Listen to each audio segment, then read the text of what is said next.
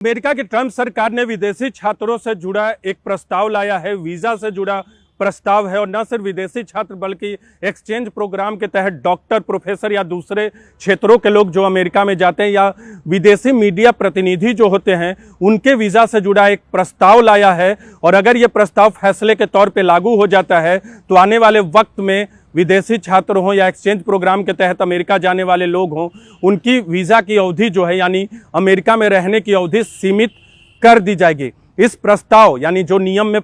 बदलाव का प्रस्ताव ट्रंप सरकार ने लाया है उसके तहत क्या कुछ होगा वो हम और उसका असर क्या होगा वो हम 10 महत्वपूर्ण बिंदुओं में आपको बताने जा रहे हैं। तो पहला यह है कि अगर ये प्रस्ताव फैसले के तौर पे तब्दील हो जाता है तो अमेरिका में विदेशी छात्रों के रहने की अवधि जो है वो 4 साल के लिए तय हो जाएगी। दूसरा, जो एक्सचेंज प्रोग्राम के तहत अमेरिका में जाते हैं उनकी भी अवधि 4 साल के लिए तय हो जाएगी। डॉक्टर हो, प्रोफेसर हो या दूसरे क्षेत्रों के लोग जो एक्सचेंज प्रोग्राम के तहत अमेरिका में जाते हैं उनकी अमेरिका में रहने की अवधि तय हो जाएगी। तीसरा महत्वपूर्ण बात यह है कि विदेशी मीडिया प्रतिनिधि जो होते हैं उनको भी 240 दिन के लिए ही वीज़ा मिलेगा और उसके बाद अगर उन्हें रहना है तो 240 दिन के लिए एक्सटेंशन मिलेगा। ये इस प्रस्ताव का तीसरा महत्वपूर्ण बिंदु है। चौथा इस प्रस्ताव का महत्वपूर्ण बिंदु यह है कि अगर 4 साल बाद विदेशी छात्रों या फिर एक्सचेंज प्रोग्राम के तहत गए प्रोफेसर, इसके अलावा डॉक्टर या दूसरे क्षेत्रों के लोग अगर उन्हें अपनी समय सीमा 4 साल से अधिक बढ़ानी है तो उन्हें अमेरिका की सिटीजनशिप और इमिग्रेशन से जुड़ी एजेंसी में आवेदन देना होगा और उनके परमिशन के बाद ही वो अमेरिका में रह सकते हैं। और ये सब DHS यानी डिपार्टमेंट ऑफ होमलैंड सिक्योरिटी के निगरानी में होगा। पांचवा इस प्रस्ताव का महत्वपूर्ण बिंदु ये है कि अब तक जो है 1978 से ड्यूरेशन ऑफ स्टेटस के तहत जो विदेशी छात्र हों या फिर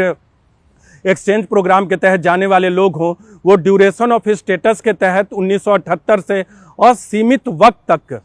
अमेरिका में रह लेते थे। लेकिन अब जो प्रस्ताव ट्रंप सरकार ने लाया है उस प्रस्ताव के तहत उनकी समय सीमा अमेरिका में रहने की 4 साल तय की जाएगी और फिर तभी बढ़ेगी जब अमेरिकी एजेंसी की तरफ से परमिशन मिलेगा। पांचवा इस महत्वपूर्ण प्रस्ताव का बिंदु ये है कि दरअसल पिछली बार ही ट्रंप सरकार 2020 में इस तरह के प्रस्ताव को लाने की कोशिश की थी, लेकिन 2021 में बाइडेन सरकार जब आई तो उन्होंने ट्रंप के इस प्रस्ताव को खारिज कर दिया, उसे वापस ले लिया। तो तब जो है ट्रंप का ये जो आइडिया था यानी प्लान था वो लागू नहीं हो सका था और बाद में बाइडेन प्रशासन जब आया तो उन्होंने इस प्रस्ताव को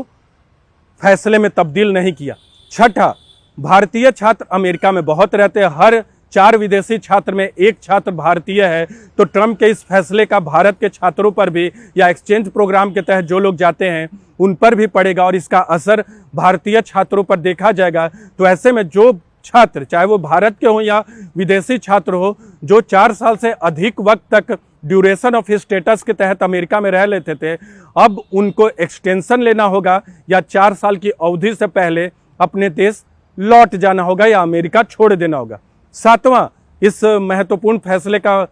मुख्य बिंदु यह है कि अमेरिकी सरकार का तर्क है कि दरअसल इस फैसले से डिपार्टमेंट ऑफ होमलैंड सिक्योरिटी की नज़र जो है तमाम वीज़ा धारकों पर रहेगी और समय समय पर जब वो एक्सटेंशन के लिए आएंगे तो उन पर निगरानी रखी जा सकेगी। 8वां इस फैसले का यानी प्रस्ताव का महत्वपूर्ण बिंदु ये है कि अगर ये